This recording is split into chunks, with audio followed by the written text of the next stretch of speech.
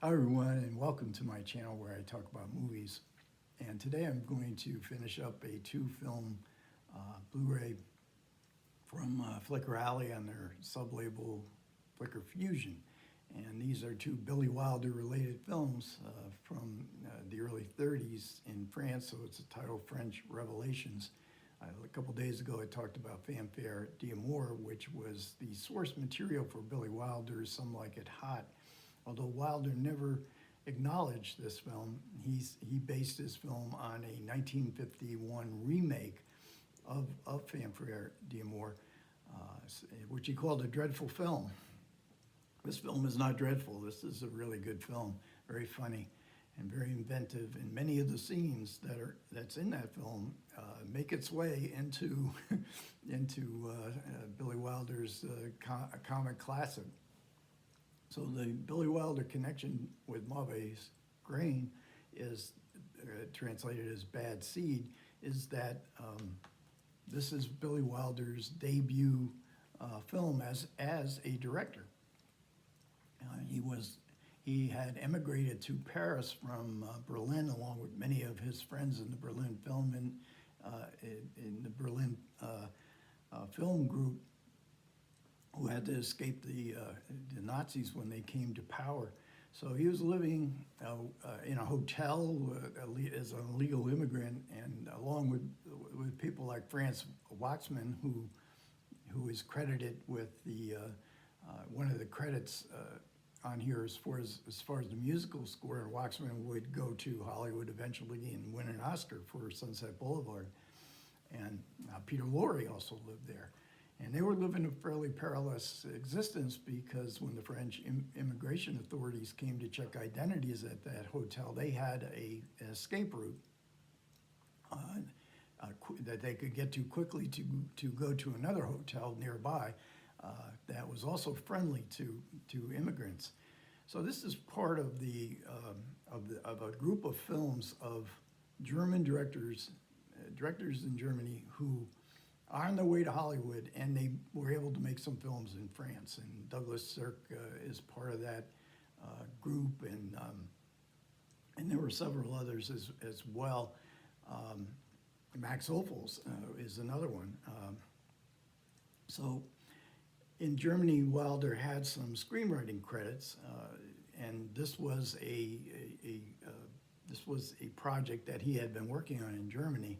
And so with one of his script writing friends from Germany, now in Paris, they interested this independent producer to make this film. And so they had very little money. And it was a very perilous adventure for Billy Wilder, as they didn't have permits to film and they didn't have a studio. But there are very much touches of Billy Wilder going forward. For Wilder fans, this is a must-see, I would imagine. It's a story about a playboy son of a wealthy father. He's a doctor in Paris. The father is tired of all these debts his son is piling up, so he discontinues his allowance, and he takes away his car. And his car is his prized possession. It's a beauty, a Buick convertible.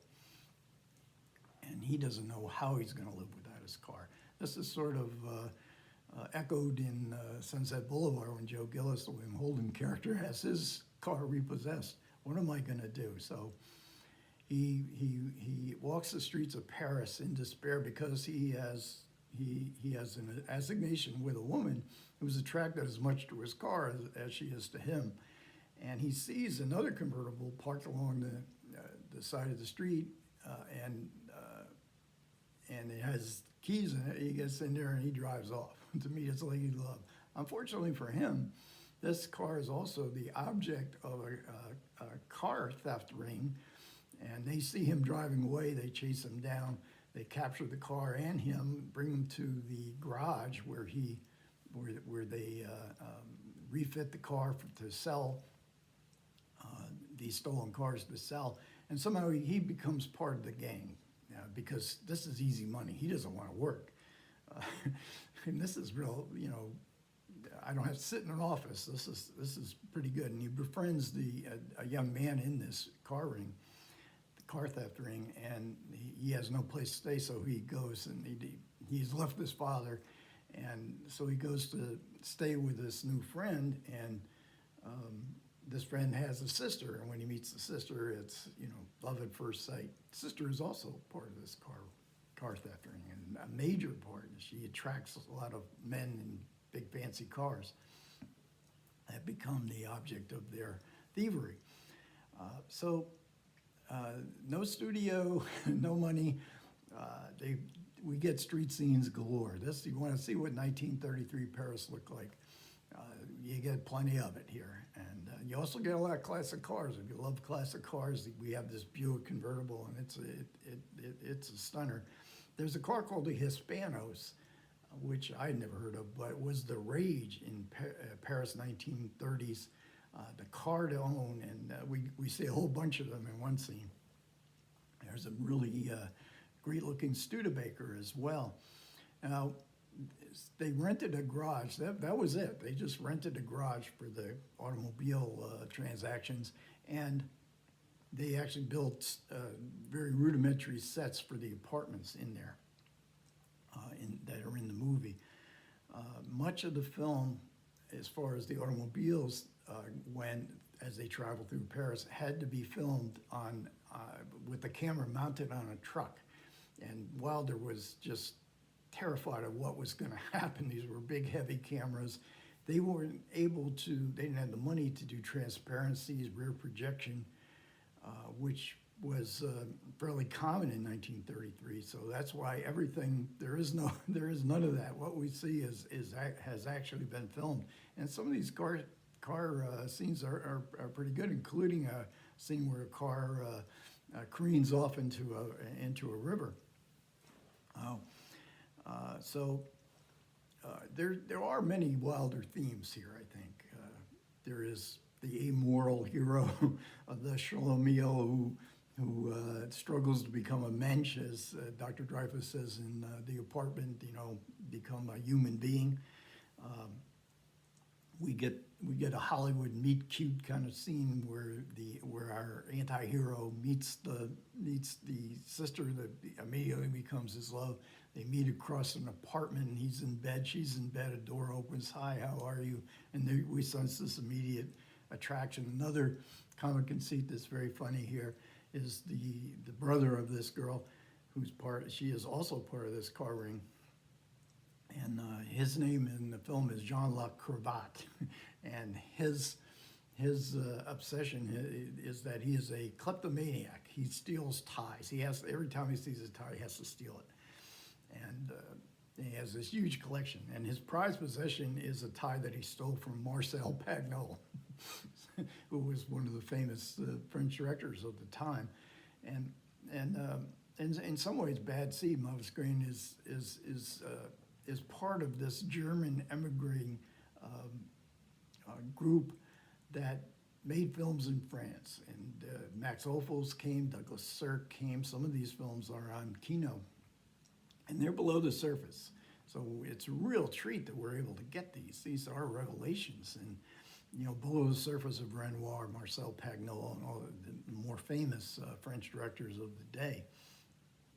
So the main actor is played by an actor by the name of Pierre Mingon. Now, he was a very popular performer at the Folies Bergère. He was not a movie actor. He did have one credit before this, but he was famous for his impersonation of Maurice Chevalier, and we get a little snippet of that impersonation in the movie. But the actor that's really gonna attract your attention is the top billed star here, Danielle Darrieux. She was only 16 years old when she made this film, and I didn't really recognize her. She was, I could see a little bit in the eyes. 20 years later, of course, she would appear in 3 Max Ophuls films when Ophuls came back to France after World War II, including her great, memorable performance in the Earrings of Manondu. She had started making films when she was only 14. She made 8 or 9 films by this time, so she was really the only experienced actor. There was no budget to get name actors for this film. So I mentioned that Wilder did not have a good memory of this film. It took 9 years before he would direct another film. He goes to Hollywood, becomes a very adept screenwriter for Lubitsch and Mitchell Leisen, and would not direct another film for almost 9 years when he directed his first film, Major and the Minor. So he had a co-director, Alexander Esway was his name, and he had also had experience making films. But according to the essay that's included in this Blu-ray, Billy Wilder was the only director that actually was on the set. So we get a really good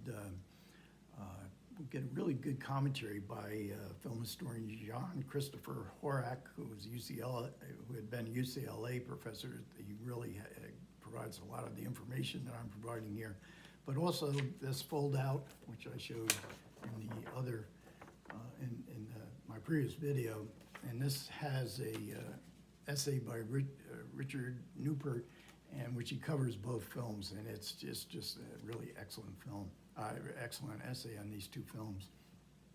So for Billy Wilder fans, definitely a must.